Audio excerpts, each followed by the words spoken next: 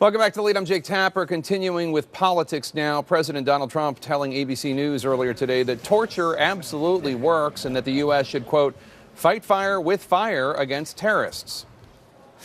I have spoken as recently as 24 hours ago with people at the highest level of intelligence, and I asked them the question, does it work? Does torture work? And the answer was yes, absolutely. I want to do everything within the bounds of what you're allowed to do legally. But do I feel it works? Absolutely, I feel it works. Now, the president added that he will rely upon the counsel of CIA Director Mike Pompeo and Secretary of Defense General James Mattis. Mattis has said torture does not work. Joining me now is Republican Senator Dr. Rand Paul of Kentucky. Senator Paul, thanks for being here. What's your reaction to what the president had to say about torture? You know, I was comforted about a month ago when I heard that he'd had a conversation with General Mattis, who unequivocally has said that torture doesn't work. But we've also studied this. The CIA detained 119 people, 39 of them were tortured, and the conclusion of the Senate committee's report was that it didn't work. But there was also something very alarming. Of the 119 people that the CIA detained around the world, 26 of them were mistakenly identified, sometimes with people who had similar names, but they detained the wrong people.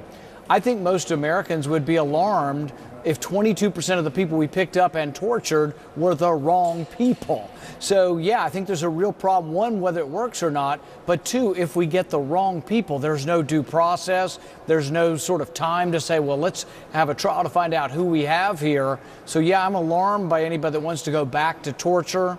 The people in the Senate who have been tortured, namely John McCain, don't think torture is a good idea also. It's currently against the law, and I hope it will remain against the law. And correct me if I'm wrong, you voted against CIA Director Pompeo because he left the door open to using what is called enhanced interrogation techniques. That, as well as that I think the CIA needs more oversight. Our intelligence community has very little oversight. There's only 8 members of Congress that truly know what's going on in the CIA, that truly know what's going on as far as covert war around the world. And I really think that war, really, unless there's an extraordinary exception, should be fought with the approval of the Congress and the approval of the American people. That's what our founding fathers thought. They took that power away from the president and they gave it to Congress. They specifically precluded the president from going to war without the approval of Congress. President Trump is expected to announce some new restrictions on refugees and immigrants with visas from countries that include Iraq, Iran, Syria, Yemen, Sudan, Somalia, and Libya. You offered similar legislation that was rejected by the Senate in 2015. The effort, obviously, is to keep out Islamic extremists. But how do you respond to those who say that this legislation will also keep out victims of Islamic extremists, Yazidis, Christians, Muslims who have been terrorized by terrorist groups, including children? What's your response to that criticism?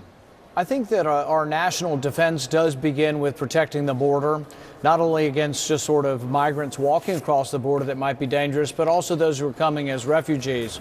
And one of the things about, you know, the Statue of Liberty and the mottos is bring us your poor and your huddled masses.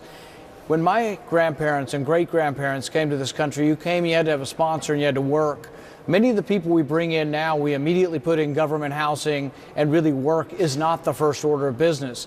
So I think if we are able to vet people and know that they're safe to come into the country, they ought to work and they ought to become part of America and have an American sponsor who takes care of them if they can't find a job. But we have a lot of poor, a lot of homeless, a lot of people that we need to take care of who are already in our country. We borrow $1 million a minute, so we just can't take care of everybody. But I think primarily here there's a national security risk that needs to be addressed. You released your Obamacare replacement plan today. What would it do with those who now have health insurance because of the Medicaid expansion through Obamacare? Well, most of the people that have gotten any kind of health care under Obamacare have been through Medicaid. But what they did was some dishonest accounting. They said, oh, the federal government will pay for it, the states don't have to. But in the past, really, the states have been a primary funder of it. And since states don't have a printing press, they have to make decisions based on how much money they have. But Obama came in as Santa Claus and said, it's free, it's manna from heaven, here you can have all this federal government money, but there is no money up here. So I think we have to be humanitarian, we have to have a heart, we have to try to help our fellow man, but just borrowing more money from China to do it doesn't work. We do have to live within our means at the same time. So I think that any kind of Medicaid expansion, the states should say, you know what, if we're going to do this, we're going to have to raise taxes on everybody who lives in the state and not act as if it's going to be free and we're just going to get it from Washington. There is no money in Washington. All right, Senator Rand Paul, thank you so much. Always a pleasure to have you on, sir. Thanks, Jake. Snow and wind and freezing temperatures, and not even the President of the United States able to stop protesters from fighting to halt the Dakota Access Pipeline that President Trump just said he wants to happen.